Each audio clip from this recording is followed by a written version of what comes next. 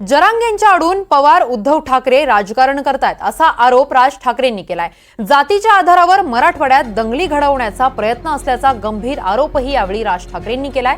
शरद पवारांनी महाराष्ट्रात जातीद्वेष निर्माण केला असं म्हणत राज ठाकरेंनी पुन्हा एकदा शरद पवारांवर टीका केली आहे। माझ्या नादी लागू नका, माझं मोहोळ उठलं तर एकही सभा घेता येणार नाही असाही इशारा राज ठाकरेंनी दिलाय।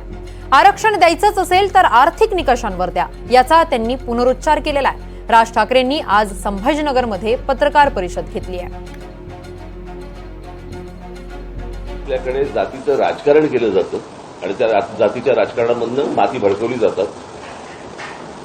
मी आत्ताची साधी गोष्ट सांगतो, हा माझा संपूर्ण दौरा, या संपूर्ण दौऱ्यामध्ये जरांगे पाटलांचा काही संबंध नव्हता, त्यांचा विषय पण नव्हता, पण त्यांच्या आंदोलनाच्या मागून शरद पवार आणि उद्धव ठाकरेंसारखी मंडळी ज्या प्रकारचं राजकारण करतायत, जे मला मराठवाड्यामध्ये दिसतंय, आणि यातला अजून एक दुर्दैवाचा भाग की या मराठवाड्यामधले काही पत्रकार या सगळ्या गोष्टींसाठी म्हणून इन्व्हॉल्व्ह झालेले आहेत। म्हणजे मला त्यांची नावंही माहिती आहेत मला,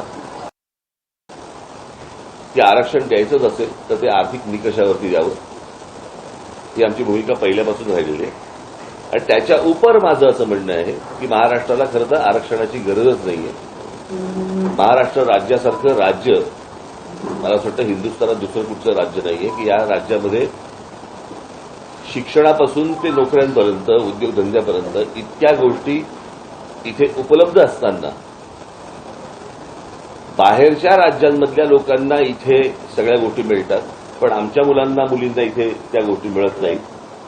त्या जर समजा महाराष्ट्रामधला जर जो कोटा आहे, महाराष्ट्रामध्ये ज्या काही उपलब्ध गोष्टी आहेत, या जर समजा आपण नीट वापरल्या महाराष्ट्रातल्या मुला मुलींसाठी, मराठी मुला मुलींसाठी, तर आपल्याला खरं तर आरक्षणाची गरजच नाहीये।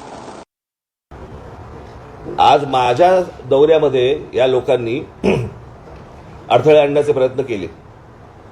उद्या जर माझं मोहोळ उठलं ना, त्यांना निवडणुकीला एकही सभा पण घेता येणार नाही।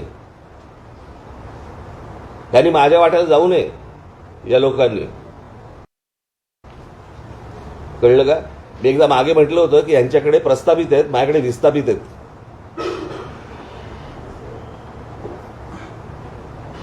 यांनी माझ्या नादी लागू नये या सगळ्या गोष्टींसाठी। तुम्हाला तुमचं राजकारण करायचंय, समाजामध्ये तेढ निर्माण करून, विष घालवून, ह्यांना कुठचं राजकारण करायचंय?